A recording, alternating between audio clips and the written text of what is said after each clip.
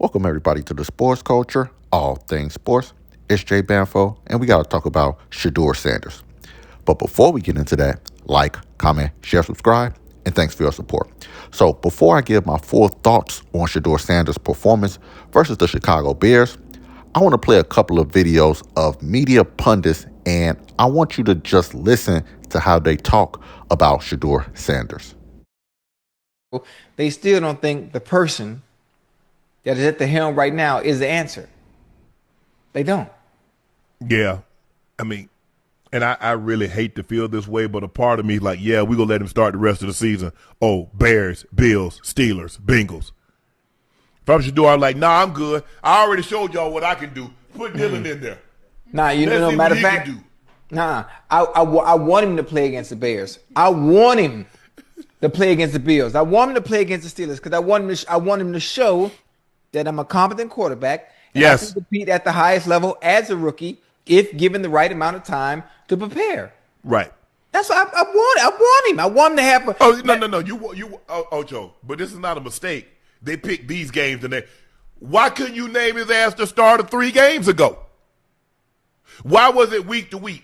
Because you know what? Every time he don't want to answer a question, he always say, well, I don't want to get into that. Right. I don't want to get into that because they asked him before, which is Shedeur going to start? Well, I don't want to get into that. Let's look at the film and all that. Bro, you know. Wait. No. That's not true. That's not true. Because I think if he beats Caleb Williams, I think he's better than Caleb Williams. Yeah. I mean, we keep forgetting that this kid's only been starting for 2 weeks. He's only had 2 weeks as a full starter. I don't count the first game when he played. He ain't had no reps. He ain't know the game plan, right? For him. That game plan was for Dylan Gabriel. Now he's getting a game plan for himself, the plays he likes.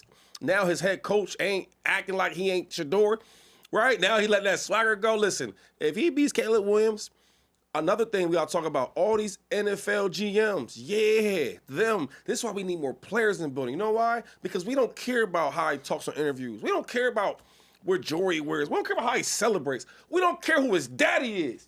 We want a dude that can ball and help our franchise win.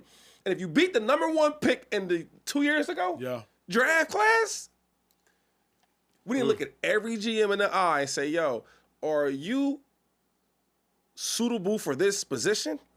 Are you the guy for our franchise? Because all y'all passed him up 5 times.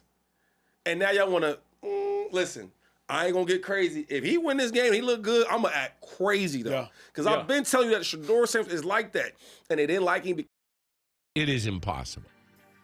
With the state of this offensive line and with the state of this coaching staff and this offense and guys that get balls taken out of their hands in the end zone, Jerry Jeudy, it's impossible to judge, to make any kind of judgment on a quarterback. And I'm not sticking up for Shedeur. I'm just being totally honest.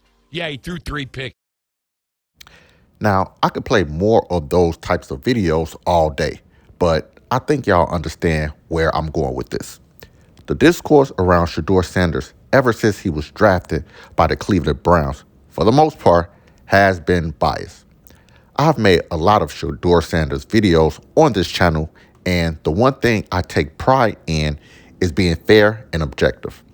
In the last video I did, I clearly said he played his best game as an NFL quarterback and gave him nothing but praise.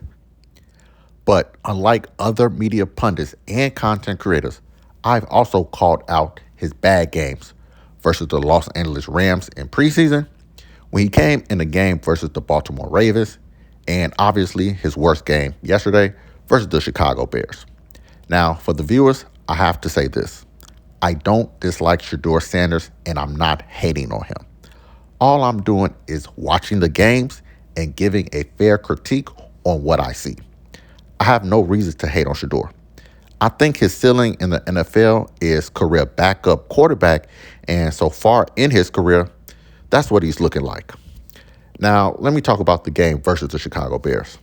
In that game, Shedeur went 18 for 35 for 177 yards passing, no touchdowns, 3 interceptions, and was sacked 5 times. There's no other way to say it. But Shedeur Sanders, he played like trash.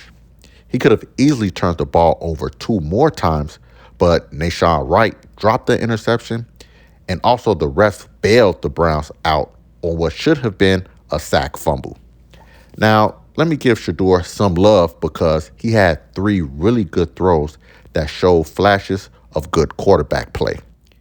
He threw 2 bombs to Isaiah Bond for huge yards and then a ball that ended up being intercepted by Jalen Johnson because he made a hell of a play. But with that, 3 great throws out of 35 isn't going to cut it in the NFL.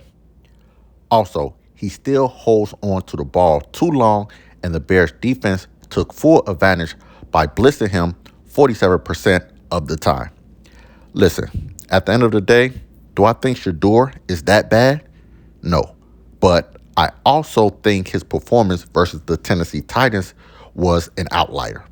So for this season, Shedeur has 5 touchdowns and 6 interceptions. And look, I don't want to hear any excuses because nobody gave Dylan Gabriel any excuses, and he has 7 touchdowns to 2 interceptions.